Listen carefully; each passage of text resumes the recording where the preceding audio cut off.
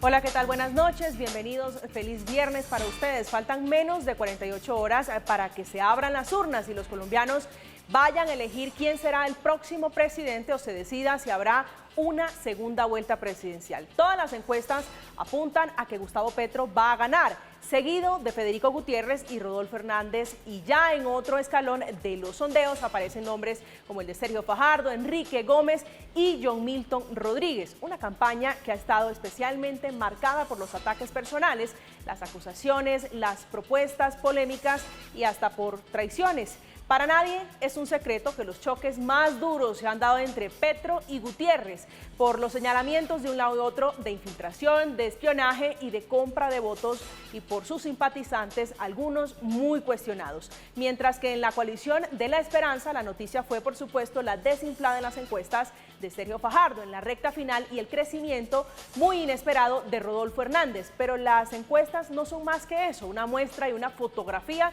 por lo que el examen final y real se dará en las urnas el próximo domingo. Por eso esta noche hablaremos de la campaña presidencial y qué se espera para el próximo domingo en los momentos más polémicos y las salidas en falso de esta campaña presidencial muy álgida, por supuesto. Bienvenidos, entramos en Zona Franca.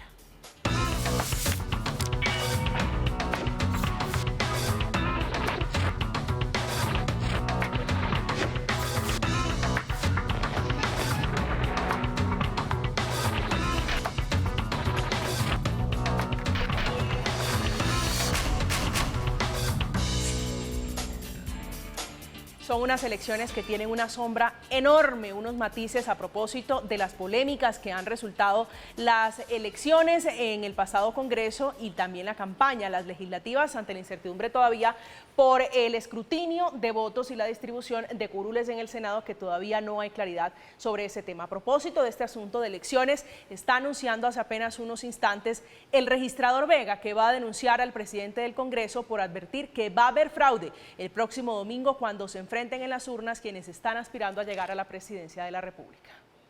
El presidente del Congreso, haciendo uso de esa investidura sagrada que le otorgaron los demás amigos congresistas, está alegando un fraude electoral inexistente desde la institucionalidad.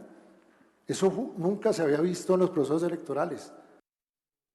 El muy cuestionado Vega intentando dar tranquilidad para unas elecciones que han sido especialmente, unas campañas que han sido especialmente turbulentas, que han sido especialmente entre ataques personales. Esta noche está con nosotros Enrique Gómez, que es abogado, el candidato presidencial por el movimiento Salvación Nacional. Doctor Gómez, buenas noches, un placer tenerlo acá esta noche. María Camila, siempre un gusto estar aquí contigo en Zona Franca, gracias. El gusto es nuestro. Tiene usted de compañero esta noche un hombre también muy importante en la política, el senador Antonio Sanguino, senador del Partido Verde. Senador, un gusto, buenas noches. María Camila, muchas gracias por invitarme, siempre es un placer estar acá en Zona Franca y saludando, por supuesto, muy cordialmente al doctor Gómez, deseándole mucha suerte para el domingo también, por supuesto. Gracias, senador, cordial saludo. Usted que está en el tarjetón, doctor Gómez, veía hace unos instantes al registrador Vega. ¿Qué lectura tiene usted de esa advertencia de él denunciando por el campanazo que se da desde la presidencia del Congreso de que va a haber fraude, que no es el único sector? ¿Usted cómo se siente a horas de ir a las urnas?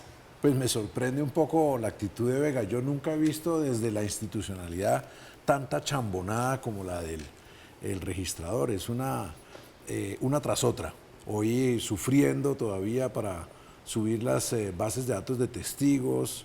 Primero a las 4 de la tarde dijeron que iba a enviarse los correos electrónicos para la credencial digital. A las 5 dijeron que nuestros testigos tenían que ir a la página y bajarla. Ahora están llegando por correo. Los tiempos de validación cada vez son más largos. Algunos partidos les va muy bien. Hay partidos que llevan 50.000 testigos. Nosotros no hemos podido llegar a 1.000, pero no porque no los tengamos, sino porque no suben. Entonces, pues creo que todo se queda con Vega en promesas. Y está claramente establecido que no solo era incompetente, sino que no sabía gerenciar este proceso. Los desfases entre el preconteo en el 13 de marzo y el escrutinio van en el 7% y puede que sigan subiendo porque no se ha completado el enorme escrutinio que hubo que hacer por los diferentes errores en el proceso y en el manejo de las elecciones del 13 de marzo. Senador Sanguino. Pues yo creo que ha quedado en evidencia los enormes y protuberantes problemas de nuestra organización electoral, sobre todo en tiempos de Vega, que la propia registraduría haya reconocido una diferencia de más de 1 millón de votos entre el preconteo y el escrutinio, que no ha terminado aún, pues es absolutamente escandaloso. Que no se haya podido contratar una auditoría internacional, tanto forense para lo que ya ocurrió como preventiva para lo que puede ocurrir también, por supuesto que genera muchas inquietudes. Ahora bien, ha habido una gran movilización de observación internacional sobre estas elecciones. Yo creo que todas las fuerzas políticas están atentas a lo que puede ocurrir. Ya estamos prácticamente en elecciones, arrancó la elección presidencial en el extranjero, la gente ya está votando, o sea, ya estamos votando. Sí. No es que vamos a votar el domingo, es que los colombianos ya estamos votando. Así que es un imposible interrumpir este proceso. Eso sería, digamos, ahí sí, una alteración de la normalidad y de la estabilidad institucional, pues absolutamente grave. Y a mí me parece que con todos esos problemas, a pesar de ellos, no es correcto anticiparse a cantar un fraude cuando todavía no ha terminado la elección. Pues yo creo que, pues a mí me parece que el doctor Juan Diego Gómez está pecando de irresponsable, como también el propio candidato Gustavo Petro, cuando dijo que aquí iba a haber un golpe de Estado. Claro, ¿no? que no y pasó. El expresidente Pastrana, entonces también haciéndole eco a un tremendismo que a mí me parece que le hace mucho daño al resultado electoral. El domingo a las 8 de la noche, con toda la vigilancia que podamos hacer en las circunstancias en las que estamos, hay que aceptar los resultados que nos ofrezca la organización electoral. No hacerlo es someter al país a un polvorín que tendría consecuencias que no estamos en condiciones de calcular. Doctor Gómez. Yo no creo que el 29 esté el problema de fondo es el 19. Por eso yo he sido el único partido político a través de Salvación Nacional que hemos pedido la renuncia de Vega, entre otras porque la ciudadanía está aburrida de funcionarios que fracasan ostensiblemente en las misiones a su cargo y se mantienen ahí y le dan juego a la opinión pública, a la prensa. Pero esto se resuelve, digo, de fondo, la falta de confianza, que es la gran cereza del pastel, se resuelve con la renuncia o por lo menos la retirada de Vega al frente de la registraduría. Pues es que es un hecho simbólico, la ciudadanía está aburrida. Esta elección está visceralmente ligada al escepticismo, al afán de cambio de la gran parte de la ciudadanía. Y lo que la gente quiere castigar al establecimiento es por funcionarios como Vega, que la embarran horriblemente y se quedan ahí tan anchos y se agarran del tapete de su puesto y nos inventan razones. El informe de Vega sobre lo sucedido el 13 de marzo es vergonzoso. Son 40 diapositivas, las mismas que había pasado en la comisión de verificación el 15 de marzo. No dice nada, no reconoce nada, no nos cuenta sobre las sanciones al consorcio Disproel por los fallos. No hay claridad todavía en la audiencia ante el Tribunal Administrativo de Cundinamarca. Estaban explicando qué era lo que hacía el software de Indra, porque todavía nadie en el país entiende para qué lo contrató ese software adicional. Recordemos que el presupuesto de este proceso electoral es de 1.2 billones de pesos. Aquí no pueden decir que fue falta de plata o que no hubo tiempo para planificarlo, que es que los cogió por sorpresa la realización de las elecciones. El país había hecho un tránsito importante, independizando la organización electoral, generando el Consejo Nacional Electoral, encargando a la registraduría del aspecto funcional y son los jueces, notarios y procuradores que escrutan los que van a definir el resultado. Pero obviamente usted no puede tener en vilo un país, como está sucediendo con el Congreso, creo, en mi vida adulta, el escrutinio más largo que yo he visto. Yo nunca he visto un escrutinio. No ha terminado. Y va a haber que el 20 de julio va a haber jueces todavía. Es más, yo le quiero decir lo siguiente. Sobre mis votaciones y mis votos, yo tengo toda la duda del mundo. ¿Usted cree que sacó más? Yo no estoy seguro. Pues por supuesto. ¿Cuántos votos sacó usted? Yo aparezco en el papel registrándome 18.000 votos. 7.000 votos menos que los que saqué la vez pasada. Pero además es que lo que yo me pregunto, doctor Gómez y María Camila, es ¿dónde estaba la registraduría?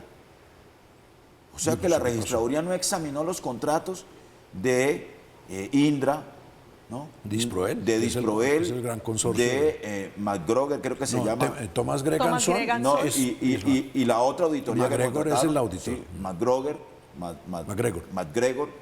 ¿Dónde estaba la registraduría? Esos contratos fueron celebrados a dedo, con un único proponente. Todos son de contratación directa. Con un único proponente, ¿no? Por las trampas con las que se hizo el proceso.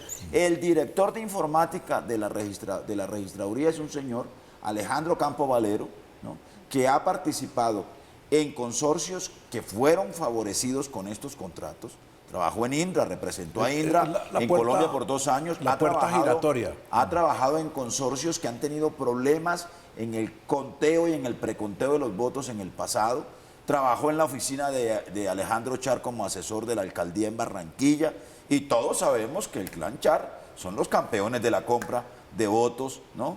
Y de las mesas homogéneas y de la manera como se manejan las elecciones en Barranquilla y en el Atlántico y en buena parte del Caribe colombiano. Así que, ¿dónde estaba la registraduría?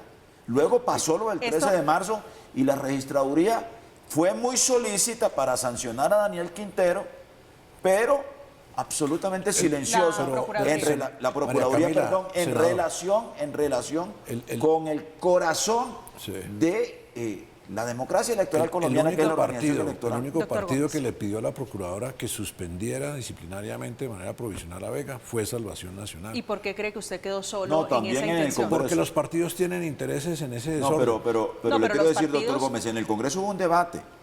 Lo hicimos en la plenaria del Senado. ¿Sabe qué hizo el señor registrador? No fue. Iba mucho cuando había que hacer lobby por los recursos, ¿no?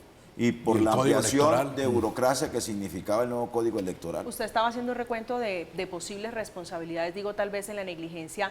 Leí hace un par de horas un trino de un abogado electoralista que dice: cuando Alexander Vega reconoce que algunos jurados de votación le metieron la mano a las elecciones, uno se pregunta. Algunos no. Dice, estoy leyendo el trino. Algunos, dice, metieron la mano a las elecciones. Me surgen 2 preguntas. El Consejo Nacional Electoral no piensa hacer uso de su facultad y revisar los escrutinios de Senado, y cuántos de esos jurados volvieron a ser seleccionados para participar este domingo.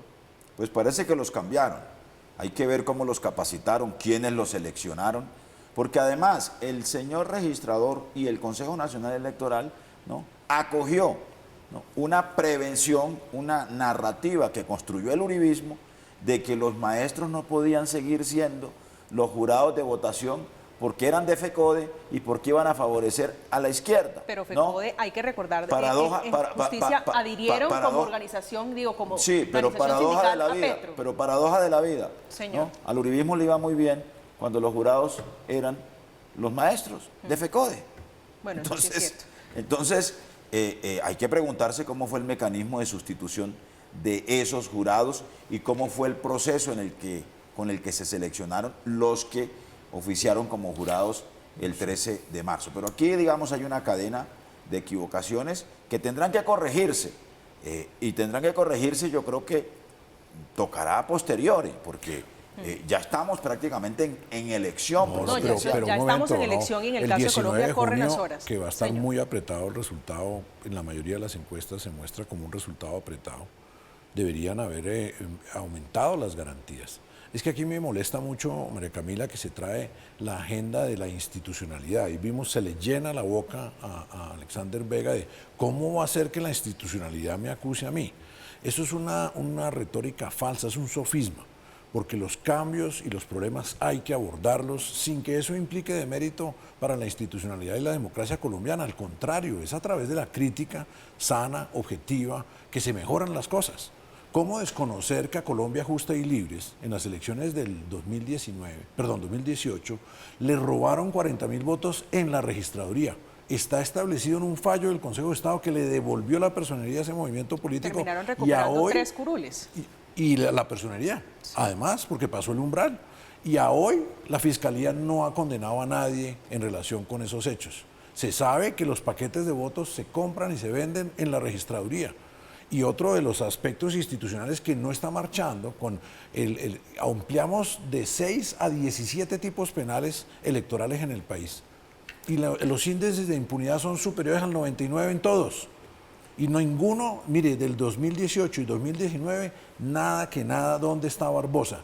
El caso oprobioso de Julio Gerlain y Aida Merlano. Ya le han prescrito 3 de los 4 delitos imputados y ese caso no ha ido a juicio. Entonces sí hay un problema institucional, sí tenemos que poder criticar. Criticar no es incitar a la violencia, porque a mí se me ha venido el mundo encima, se me ha venido Vega encima. Porque como partido creo que sí tenemos que hacer una transición. El sistema de delegar en los partidos el tema de control electoral a través de los testigos. ¿Cómo puede ser que el pacto histórico ya tenga 50.000, tuvo 78.000 testigos? Yo le pregunté a Dusan, le dije, ¿cómo hizo? ¿Cómo hizo en un país donde la gente es tan indiferente con la democracia que ni siquiera vota? Me dijo, no, pagando.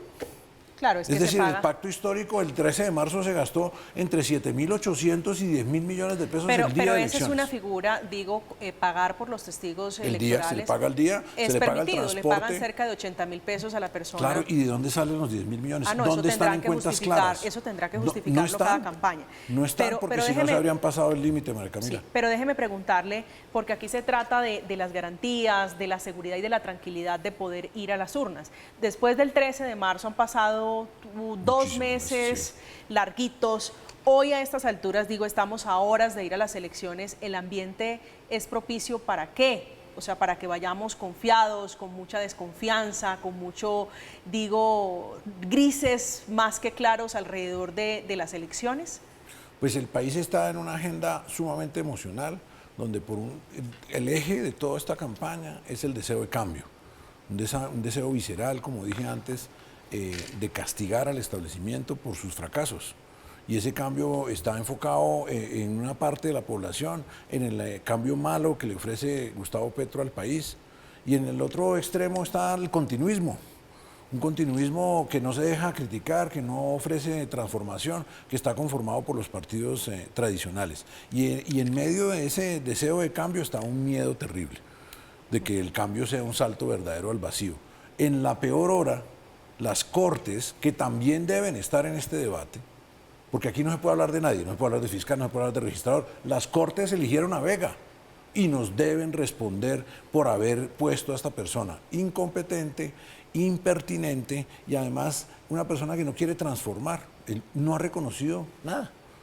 Y en cambio la población sí ha perdido la confianza. Pero usted dice, usted está en la contienda, su nombre va a estar, su cara, su nombre en el tarjetón. Desde el 13 de marzo no se ha hecho ningún cambio sustancial que permita decir, se corrigieron los errores y vamos a ir a las urnas con garantías, con un poco más de tranquilidad. María, denunciamos por escrito el hecho de que nosotros inscribimos o intentamos inscribir 2.800 testigos el 13 de marzo y no se nos expidieron sino 114 credenciales.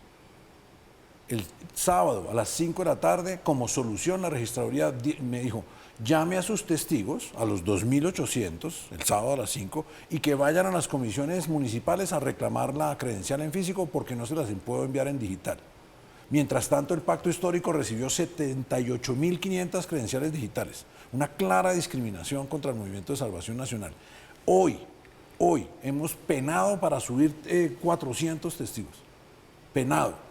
Y no hemos recibido menos de 20 credenciales. O sea, el problema que existió para Salvación Nacional, que yo personalmente se lo denuncié al registrador, sigue vigente hoy a esta hora.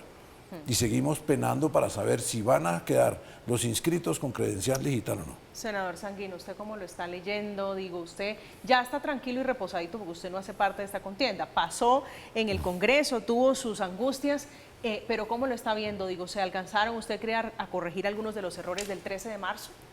Mire, yo creo que hay un asunto que todavía no se ha resuelto, hay que ver cómo institucionalmente se puede resolver sobre la marcha, porque estamos ya en medio del proceso electoral, que es muy difícil de interrumpir, que es políticamente e institucionalmente costoso interrumpir.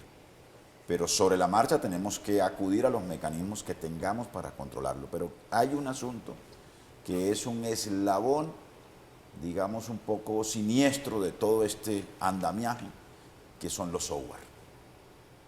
Que es todo el dispositivo informático de la registraduría. no solo es el problema de los jurados. Yo creo que el problema de los jurados es el problema menor, ¿no?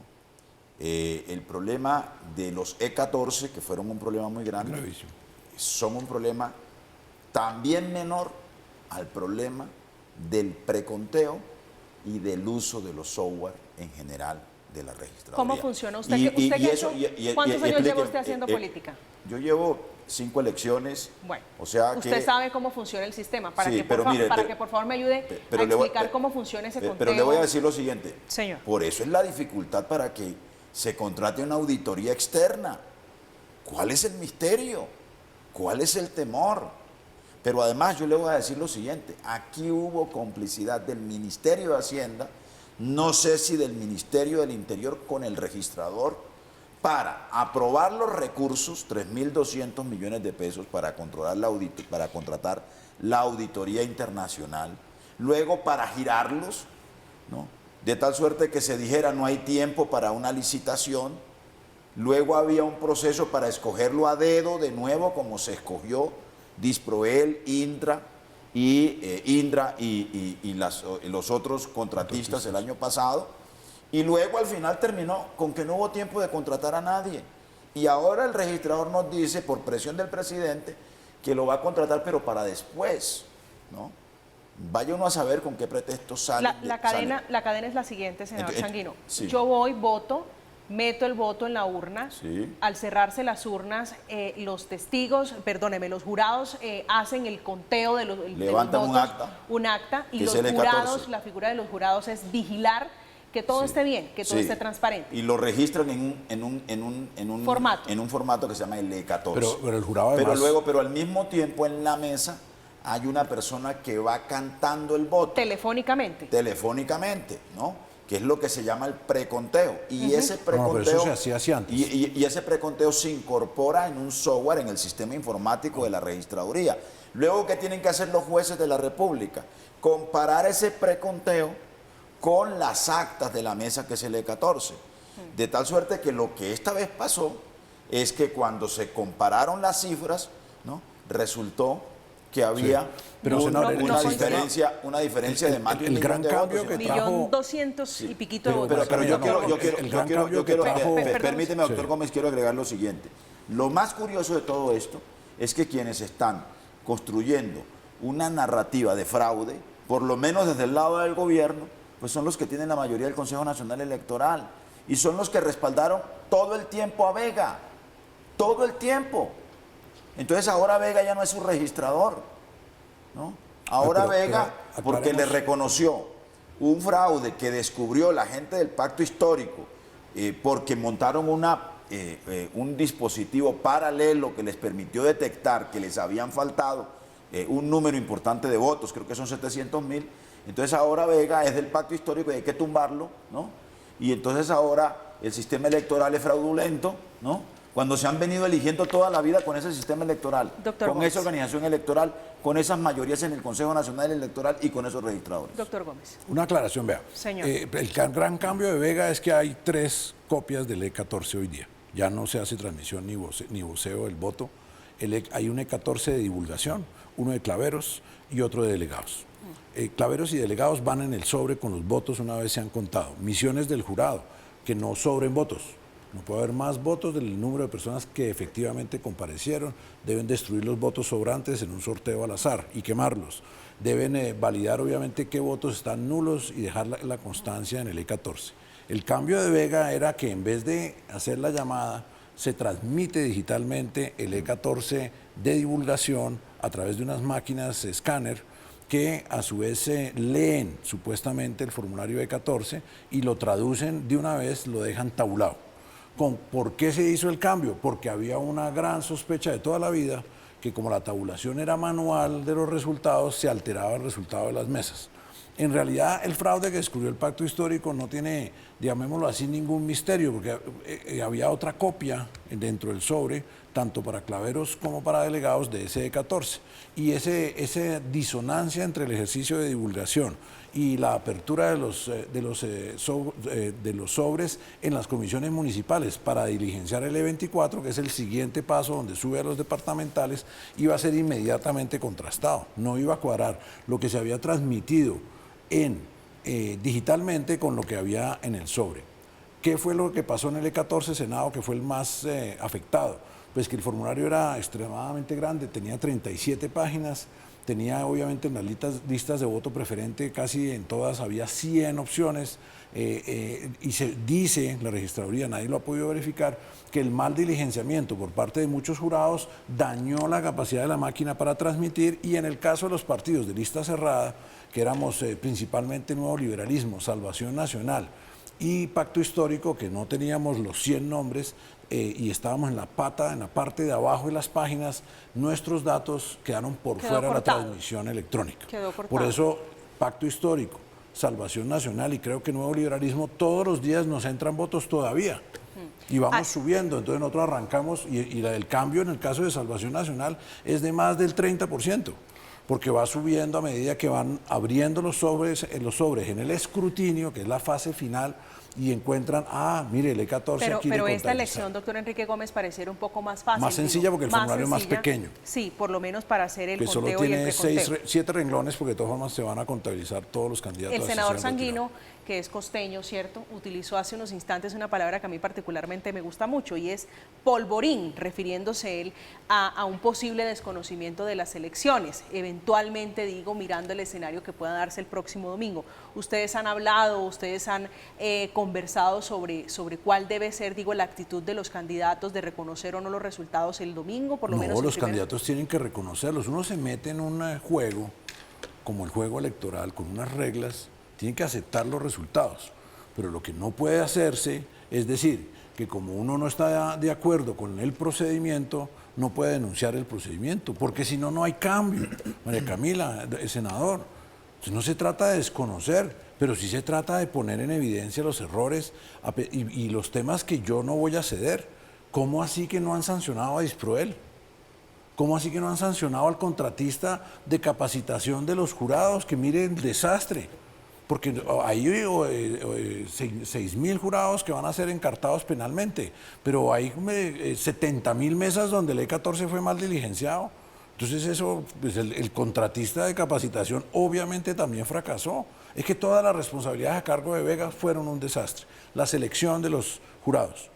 Lo seleccionó mal al punto de que más de la mitad no fue a las capacitaciones. Ya de entrada había una señal de escogimos mal la gente. Y muchos jurados abandonaron las mesas. Las dejaron muchos botadas, jurados abandonaron las mesas a mitad de la jornada. Pero el problema está en que es obligatorio ir el día de elecciones, pero no a las capacitaciones. Pero eso no es no, porque es que si yo te escojo para un cargo y tú de entrada violas una de las condiciones esenciales del cargo, que es capacitarte para ejercerlo, fue que te escogí mal. No, sí, el perfil estaba mal señalado. Y si no hay obligación, entonces está mal diseñado el proceso.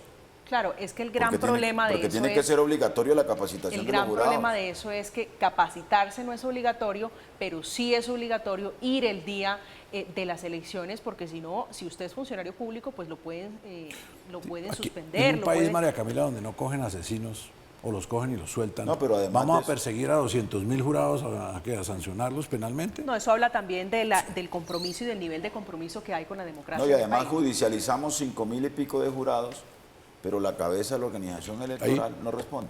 Y otra cosa, Vega subestimó el perfil, la selección, el sorteo de los jurados. Es evidente que es una responsabilidad de él. Él cogió y dijo, no, esto se cambia. Y 500.000 de jurados nuevos, ¿y lo sacó de dónde? De la manga, de las universidades, de organizaciones religiosas, y puso a la gente a hacer algo que requiere compromiso, capacidad, disponibilidad. Usted no puede nombrar ahí señoras que tienen que salir a cuidar el niño, porque unas se largan, se paran y dejan botado eso. Es decir, eso fue parte de la trivialidad del perfil y de la actuación de Alexander Vega. Y no se trata de que pedir la renuncia de Vega no es desconocer los resultados, es buscar la mejoría del Estado. Pedir la responsabilidad del fiscal general en los delitos electorales es buscar el cambio y la transformación del Estado. Aquí confundimos y se cogen y se arropan los funcionarios públicos en la bandera de Colombia y dicen, estás rompiendo la institucionalidad, vas a desconocer los resultados. No, estoy criticando lo que es evidente que está saliendo mal. Y el 29, pues hay que aceptar lo que diga el preconteo, o pues porque además no podemos esperar a un escrutinio otra vez, porque todo el mundo tiene los pelos de punta, hay miles de abogados en las comisiones escrutadoras en municipales y va a haber impugnaciones de las 110.000 mesas. Claro, aquí el escrutinio va a volver a tardarse, no va a estar listo para el 19 de junio, le garantizo. Hay mucha incertidumbre alrededor. Déjeme hacer una pregunta para abrir otra ventanita a ustedes que les gusta, que hacen política. ¿Usted cree que va a haber segunda vuelta? Sin duda.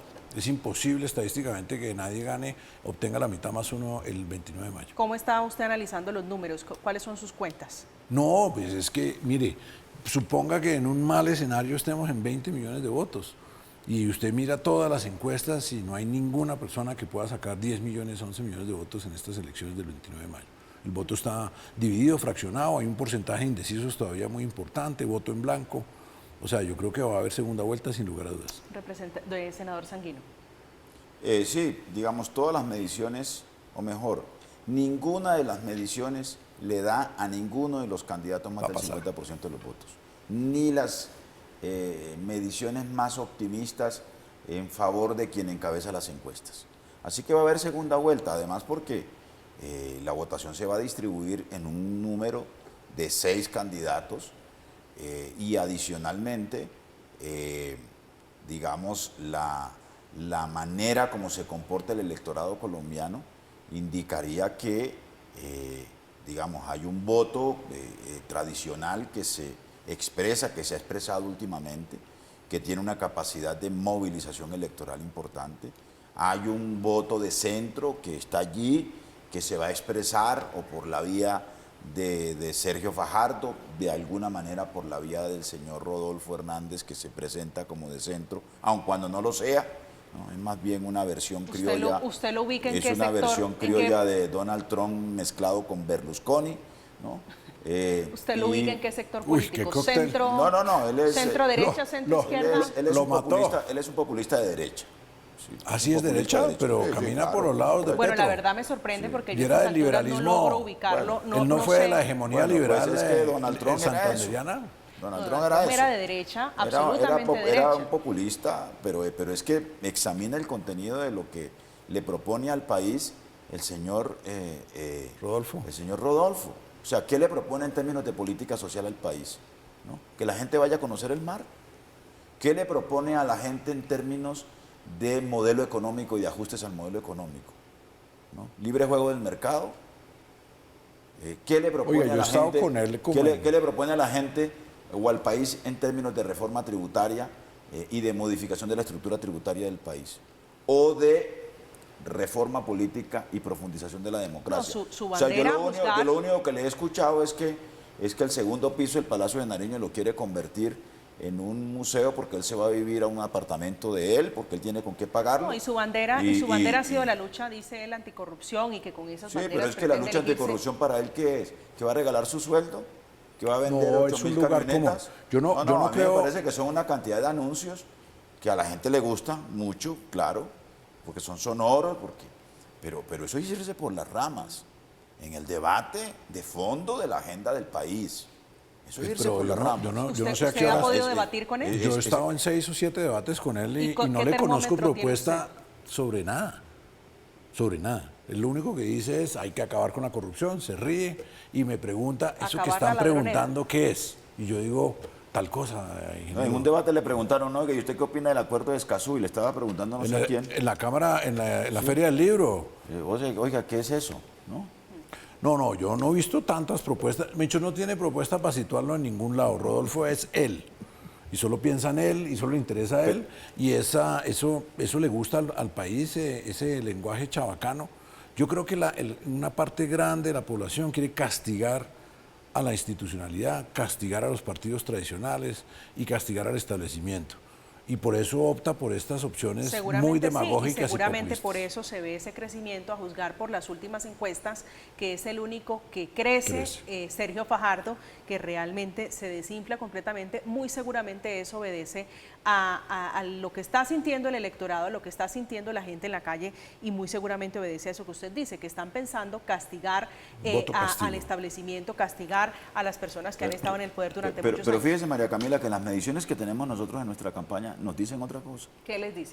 Pues que Sergio no está desinflado, ¿no? Pero ¿por qué no las hacen públicas? No, porque es que las encuestas internas, pues hay una reglamentación. ¿Cómo ubican sus encuestas? Y hay unas normas que no te permiten que cualquier encuesta, por ahí hay algunos locos que dicen, no, que en mi encuesta interna vamos a ganar más del 50% y ganamos en primera vuelta, y lo mismo está diciendo Rodolfo, y no, eso no es serio. Las encuestas internas es para medir cómo se comporta su campaña, cómo se comportan sus adversarios y qué decisiones toma desde el punto de vista de la estrategia electoral. Yo no las puedo revelar, pero le aseguro, María Camila, que el desempeño de nuestra campaña no es el que dicen en esas encuestas, ¿no? Y bueno, lo veremos, le decía hace unos instantes, las encuestas son apenas una fotografía. ¿Qué le puedo asegurar yo? Que va a haber segunda vuelta. ¿Qué le puedo asegurar yo? Que seguramente hay un tiquete en segunda vuelta que es el de Petro, y que hay un segundo tiquete en disputa. Bueno, que eso es lo que dice Sergio Fajardo. Bueno, no todo está definido, no es Petro Fico. Pues si lo dice, él sabe por qué lo dice y yo sé por qué lo estoy diciendo. Hay un segundo tiquete en disputa. Bueno, ¿no? yo decido creer usted que es un hombre serio. Los más opcionados por ese tiquete, ¿no? En las mediciones que nosotros tenemos son Federico Gutiérrez, que tiene una maquinaria robusta, ¿no?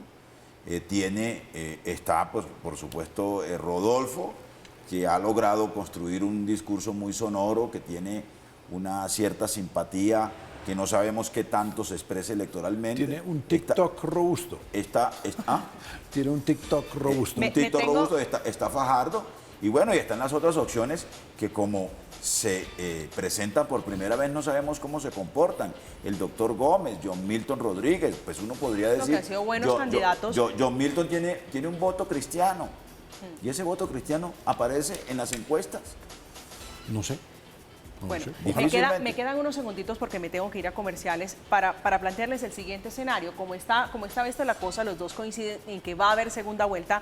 Doctor Gómez, ¿usted ve posible o por lo menos viable de que en segunda vuelta haya algún cambio temporal del registrador para la segunda vuelta? Pues yo creo que el mensaje que hay que enviarle a la ciudadanía es que el que la embarra tiene que asumir las consecuencias, y que solo haciéndolo así vamos a transformar, entre otras, muy urgente, todo el aparato y la organización electoral. Nosotros hemos hecho una propuesta de un sistema distinto de elección de los miembros del Consejo Nacional Electoral, volver eso una rama de la judicatura, descentralizarla a nivel regional y obviamente cambiar el sistema de elección. Si dejamos que las altas cortes sigan eligiendo los altos dignatarios del país, ese régimen que denunciaba Álvaro Gómez cuando fue asesinado va a seguir ahorcando la democracia colombiana. Senador Sanguino. Yo creo que aquí se impone un acuerdo de todas las fuerzas políticas y de todas las campañas, ¿no? Sobre lo que debemos hacer en el futuro inmediato, ¿no? Y en medio de la campaña electoral. Es muy delicado que se tomen decisiones que tengan que ver con la suspensión del registrador, el nombramiento de un registrador ad hoc, cambios, digamos, que alteren el proceso electoral en curso, sin que ello no sea el resultado de un acuerdo de las fuerzas políticas. Senador, el registrador no es la institucionalidad. No, yo lo sé, por supuesto. Pero fíjese usted que ese asunto se ha convertido en una fuente de controversia política que no hemos resuelto. Para la sanidad del proceso electoral, aquí se impone un acuerdo político de todas las fuerzas. Hagamos un acuerdo entre todas las fuerzas, entre todas las campañas, con el gobierno nacional, para resolver y darle certeza a la organización electoral en este proceso. Luego habrá que hacer una reforma del Código Electoral que se cayó en la Corte Constitucional. No pasó aquí tenemos que reglamentar, doctor Gómez, las encuestas, entre otras cosas, porque eso se volvió, ¿no?, una recocha, como se dice en el Caribe colombiano, ¿no? Aquí hay que reglamentar los debates, ¿no? quiénes van a los debates, cuántos son los debates. ¿Quiénes no van, como en mi caso? ¿Quiénes no van? Usted que es uno de los quejosos. Aquí hay que reglamentar la financiación electoral, la manera como se eligen los testigos, los jurados, toda esa arquitectura, ¿no? Toda esa ingeniería, digámoslo así, de la organización electoral. No, pues eso hay que revisarlo. Es un camino muy largo para recorrer allí, No, mirando de cara. No se va a hacer de aquí No, por eso le digo, antes del 19 de junio. Es de cara a las próximas elecciones, digo, en 4 años, cuando estemos nuevamente eligiendo candidatos, cuando estemos eligiendo presidente de la República. En el 23 vamos a estar eligiendo alcaldes y gobernadores. Cierto, pero no creo, si usted me permite, yo no soy tan optimista como usted que para el 23 esto alcance a estar listo. Estamos en Zona Franca, estamos hablando de elecciones a propósito de este tema. El próximo domingo, 29 de mayo, muy temprano, a las 8 de la mañana, se van a abrir las urnas para que usted vaya a decidir entre Rodolfo Hernández, John Milton Rodríguez, Federico Gutiérrez y Gustavo Petro. O en el voto en blanco también está allí Enrique Gómez Hurtado, sí señor. Martínez. Usted me corrige, Enrique Gómez Martínez, discúlpeme, sí señor, en el tarjetón, según el orden del tarjetón como fue establecido, como quedaron en las reglas del juego, para que usted vaya a votar, para que usted vaya a decidir quién va a tener las riendas del país los próximos 4 años. Ese sí es un problema.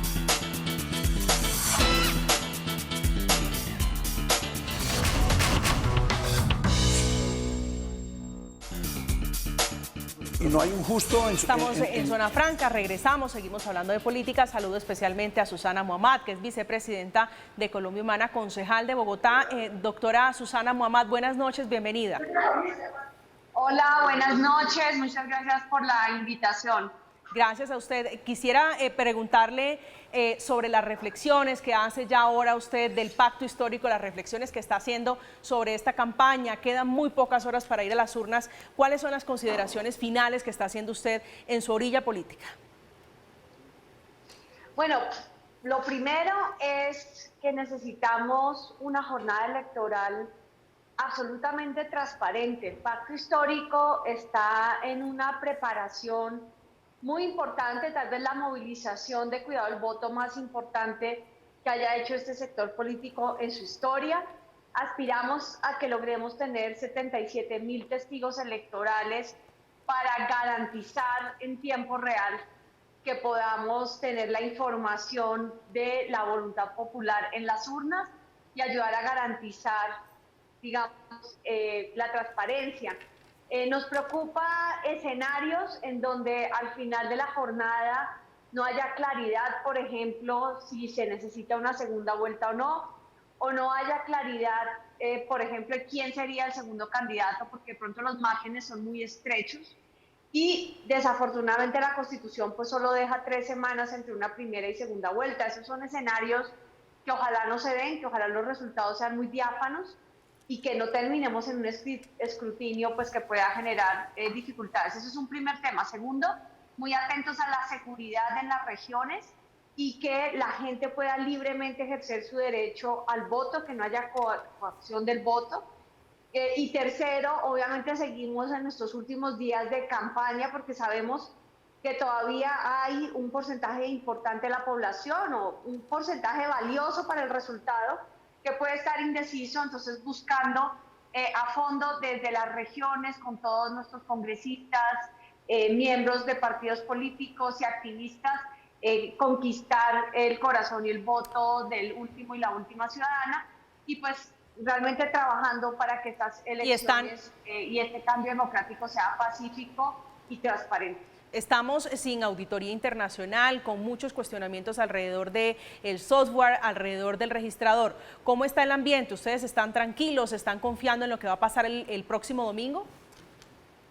Pues si hubiera sido mejor, obviamente, y daba más garantías, la auditoría internacional del software, es importante que esta auditoría que se esté generando logre identificar si hay algoritmos que puedan de alguna forma hacer como disparadores de cambio del resultado. Por eso creemos mucho en el proceso de guardianes del voto que hemos creado, que tiene diferentes formas de hacer llegar la información, que tenemos un sistema robusto de procesamiento de datos para ver las tendencias e identificar si hay alguna irregularidad. Pero evidentemente no nos da 100% tranquilidad que no se haya hecho la auditoría internacional como lo había solicitado el Consejo Nacional Electoral, y que el registrador se haya demorado tanto y finalmente no lo haya logrado concretar, pues no da suficientes garantías. También hay una buena visita de observaciones, misiones de observación internacional, con las cuales estamos profundamente conectadas para pues ir mirando cualquier irregularidad que se genere durante la jornada.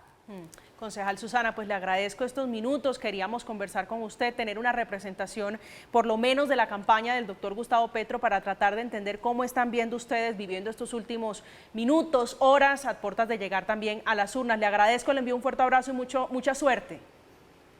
A ustedes muchas gracias y deseando que toda la ciudadanía pueda ejercer su derecho al voto y que tengamos unas elecciones transparentes y en paz. Gracias, señora. Susana Muhammad, vicepresidenta de Colombia Humana, concejal de Bogotá, hablando en nombre del pacto histórico, el pacto histórico de Gustavo Petro. Pues déjeme preguntarle entonces, doctor Enrique Gómez Martínez, para usted, la reflexión que usted hace a gran escala de lo que ocurre con las elecciones, una campaña electoral realmente muy marcada por ataques personales, de la campaña, ¿qué es lo que más le llamó la atención, lo que más recuerda, lo que de pronto más reproche, lo que más le haya gustado?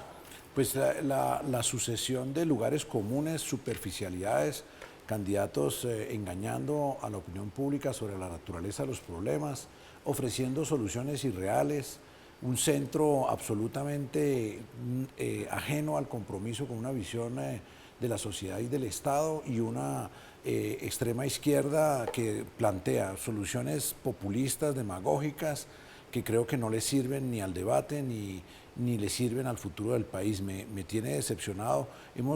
Nos hemos comprometido con la opinión en una campaña de ideas, propuestas, programas, análisis sincero de los problemas del país. Creo que lo hemos logrado en los espacios que hemos tenido la fortuna de utilizar para comunicarnos con la ciudadanía, pero vemos que realmente esto es un juego de estímulos al sentimiento, y cuando uno se pone a jugar con los sentimientos en un proceso, en un país con tantas complejidades, pues se expone a grandes frustraciones la ciudadanía por una parte, y se expone a esta situación que estamos de enorme desconfianza, de miedo. Esos no son los sentimientos con los que debe la gente tomar la decisión. Pero algo que rescate, que le guste a usted, que diga, rescato esto de la contienda. Bueno, por lo menos el país tuvo el decoro de oír propuestas de reforma, por ejemplo, al régimen pensional. 20 años hace que es urgente hacer algún tipo de reforma. Nosotros proponemos la eliminación del sistema de prima media con prestación definida que maneja Colpensiones, y una unificación alrededor de un sistema con un pilar básico de reparto que garantice a todos los cotizantes una pensión universal de por lo menos el 75% del salario mínimo, y que de ahí en adelante todo se haga con ahorro individual. Pero durante décadas el Congreso, los candidatos a la presidencia, le sacaban el cuerpo al tema de las pensiones. Por lo menos ya es evidente, y todo el mundo coincide en que algún tipo de reforma ha de hacerse a una estructura de seguridad social tan importante como esa. Creo que es uno de los aspectos. ¿Qué me da dolor? Nadie habla de la reforma integral a la justicia, que es indispensable en este país. Se ha tocado realmente marginalmente temas esenciales como las relaciones internacionales del país, y me preocupa mucho que solo a las volandas con cifras chimbas se ha venido hablando del problema fiscal tan grave que tiene el país. La ciudadanía tiene que saber que cualquiera que sea el presidente y que se posesione el 7 de agosto, tiene que hacer una reforma fiscal, es indispensable. El Estado colombiano está en quiebra y hay que decir la verdad a la gente. Lo bueno y lo malo de estas elecciones, de estas campañas para llegar a la presidencia de la República. En pantalla vean ustedes algunos de los momentos clave de esta contienda electoral. Gustavo Petro, por un lado, cuando se desmarca de la senadora hoy electa por el pacto histórico, Piedad Córdoba, también la confrontación que tuvo con el general Zapateiro, comandante del ejército, y por parte de Federico Gutiérrez, el momento en que denuncia una supuesta infiltración a su campaña. Hablando de política, las urnas se cierran a las 4 de la tarde y según el registrador, que es un dato atípico, es un dato realmente inédito, a las 8 de la noche se van a conocer los resultados de las elecciones. Estamos en Zona Franca. Al regreso, las proyecciones, las conclusiones y las apreciaciones del senador Sanguino. Ya regresamos.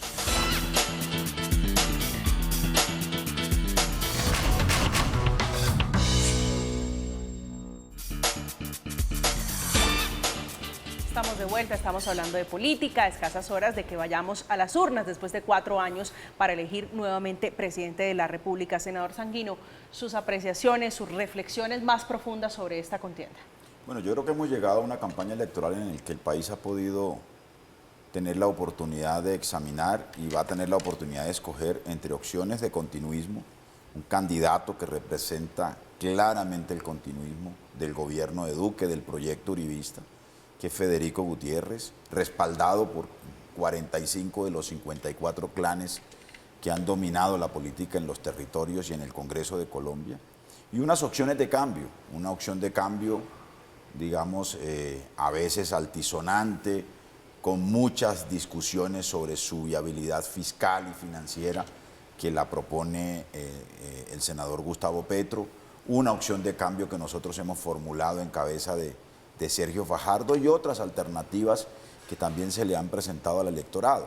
Ahora, cosas que yo creo que son preocupantes, una manera descarada como ha intervenido el gobierno nacional en esta contienda electoral en favor de su candidato, la modificación de la ley de garantías, la contratación de más de 6 billones de pesos en convenios interadministrativos en medio de la campaña, los pronunciamientos permanentes del presidente, de sus ministros, del comandante del ejército, etcétera, interviniendo en la campaña electoral, una registraduría que actúa con doble rasero, unos organismos de control que están un poco a la cola de la iniciativa y de la línea que tira el gobierno. Y un asunto que me parece especialmente preocupante, mucho fanatismo y sectarismo político en este debate electoral. Pero de lado y lado, ¿no? El problema, sí, claro, de todos los lados. El problema no es la polarización, porque la polarización y el debate político es característico de la democracia. Qué bueno que los ciudadanos tengan la oportunidad de conocer las posiciones y las opciones de fondo argumentadas en el debate electoral. Lo malo es cuando eso esté acompañado, o más bien eso esté minimizado por el sectarismo político. Porque el sectarismo nos ha pasado en la historia de Colombia y le ha pasado a la humanidad en toda su historia.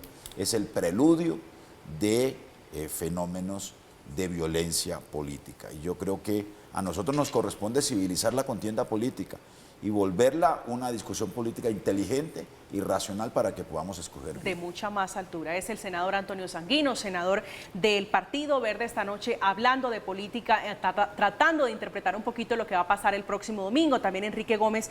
Senador Sanguino, un placer tenerlo esta noche acá en Zona Franca. Gracias por acompañarnos como siempre. Doctor Gómez, mucha suerte, ¿no? Sí, señora. ¿Cómo se siente?